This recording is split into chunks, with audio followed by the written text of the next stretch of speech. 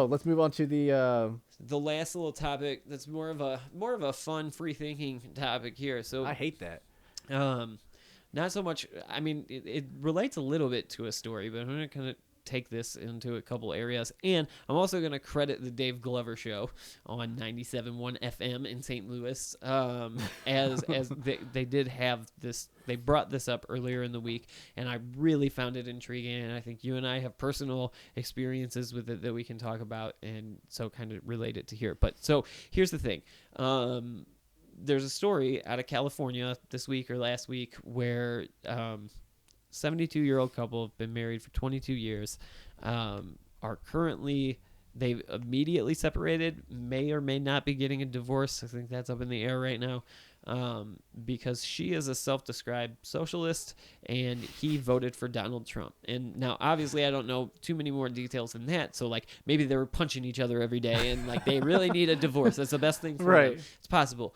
But so that story exists, that happened, and then there's another study that came out recently that says that 65% of people lost contact with friends and or family over the 2016 election. And so all of that, I think, is just an interesting little brain teaser, and how do you dissect all of that? So so we'll start with the couple. Like, what do you think about the couple? I don't think they're the only ones that's happened to during this election cycle. I hope there's not too many divorces going on. Oh, I'm sure there are, man. The thing, it. yeah, this election was extremely divisive in every sense of the word. It was. And yeah, I mean, I personally, maybe I didn't lose a friend. I don't know. We'll see. But I've definitely come into quite a few arguments online that got heated because I think I've had arguments with that same friend. I think so. And it is unfortunate because the thing is that for me personally, I don't dislike that person.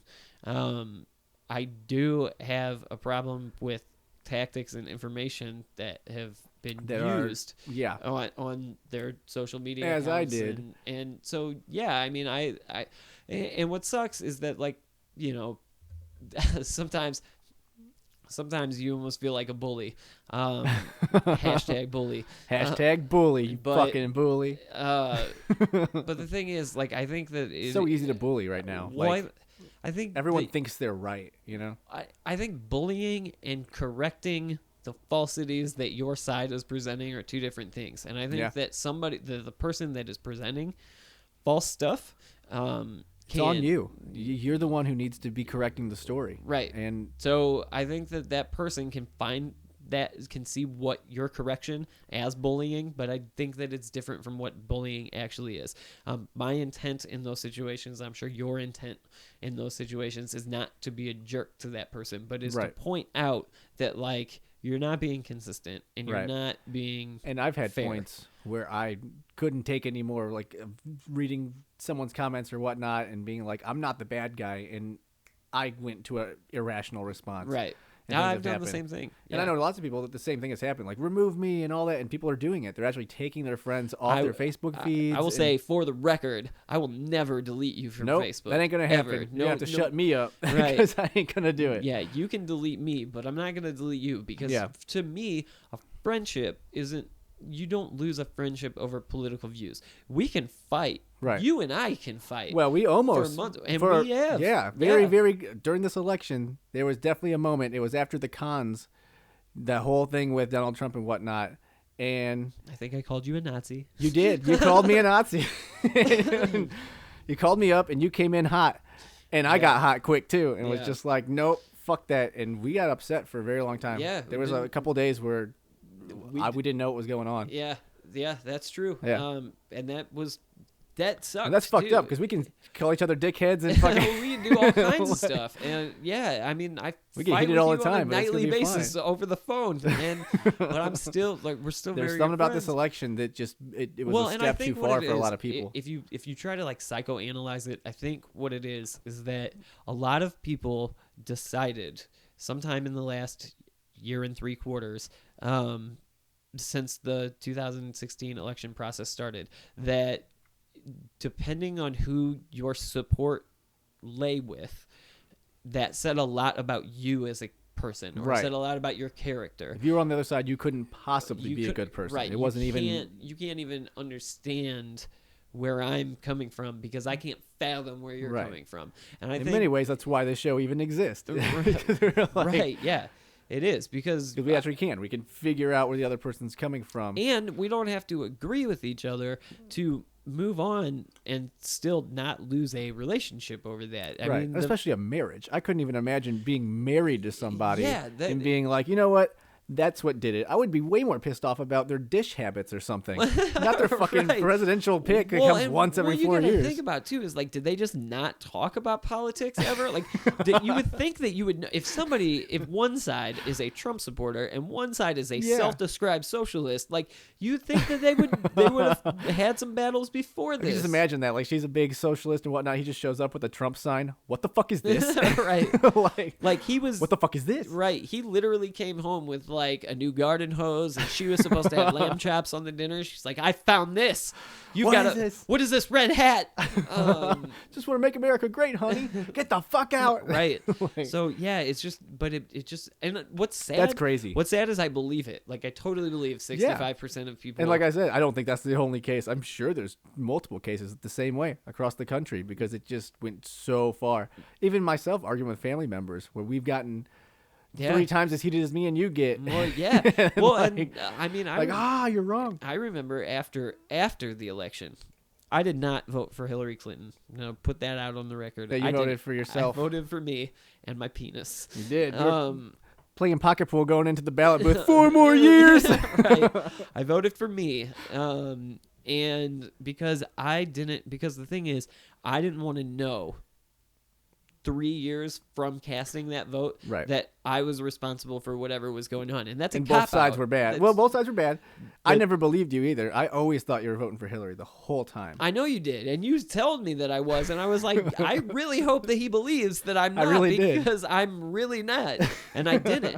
But I was also very, very confident that Hillary Clinton was going to win. I Right. didn't see a possibility that Donald Trump could win, and I fell into the same trap that a lot of Democrats are still falling in, where it's Or possibly easier Republicans. It's easier to call the other side names and to just shut them down mentally and just black them out Right. than to accept that they could actually have a reason for feeling that way other than what I see. Right. My problem with Or that Donald you could Trump be wrong. And I'll be the first one to say I could be fucking wrong Right. on a lot of things. I'm an asshole in a chair drinking beers. Right. I could be wrong on everything. Yeah. I don't know. My reason for not liking Trump was because of the rhetoric. I didn't like his rhetoric. I don't think that that's I think that there's something to be said about how much class or prestige that office should hold. And so I was blindsided by this guy who is doing everything different. Like nothing is how I've Right. known politics for a long time, and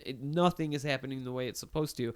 And I didn't understand it. I think I got hung up on things that I thought were racist, and I got hung up on things that I thought were fascist, and I got hung up on those things. So I called people who believed in him a fascist or a bigot Right. or a racist, and I think that's a disservice. I think that there's a lot of Democrats that are still doing that, but I think that's because you get so hung up on those qualities, or like you got hung up on the fact that Hillary Clinton is a cheater. She is Right. a liar. She is a dishonest person, and so it's And easy that was me to, going into it saying that's the office, that's the presidency of the United States. I don't want someone It's- that I know is corrupt getting in there. Right, and it's easy for people on your side and people on my side to look at the other side and go, well, he must be a racist. Well, he must be a Corrupt asshole He that- must yeah. be corrupt and dishonest, and that's just simply not the case. And I think that I think because the politicians, both sides, all sides, made it so personal in the 2016 election that it really made us feel that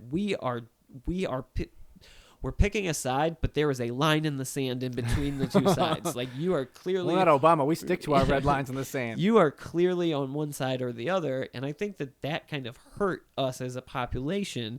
I know that after Donald Trump won the presidency, I remember sitting there, and still as election night as it was closing down, I was like drunk 2 as fuck as- till like 4 in the morning. It at was two, ridiculous. At 2 in the morning, I was still thinking there's got to be more counties that haven't been counted. It's 2 o'clock in the morning. Well, It's 3 o'clock on the East Coast. hilariousness of the election Because I was coming into it, and I was the Trump supporter that kept going with it. Like I was like, he might win. And then the past couple days, I was like, oh, well, I don't know.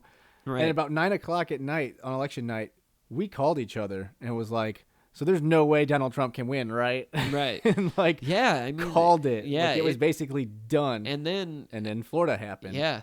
And then after Florida, more just kept coming in. Ohio happened, and then when Pennsylvania happened, I was like, "Oh my fucking god!" But I remember after the election, because that all played out at like 4 a.m, and so we didn't talk right after the election.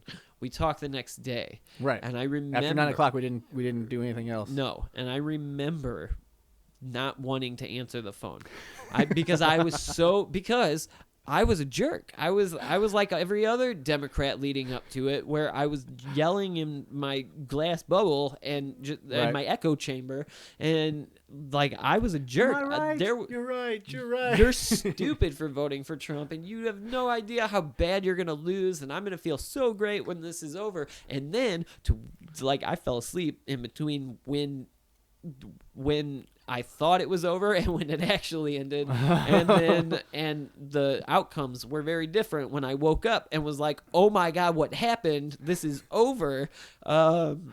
But I didn't want to talk to you for a couple days because I was afraid to talk to you. I've been such an ass for like and I wasn't letting you forget it, man. I was gloating my ass off. I was like, what's up? So, but Brandon's face on November 8th. Oh. But the thing that I do think is good about what we were able to do, and I hope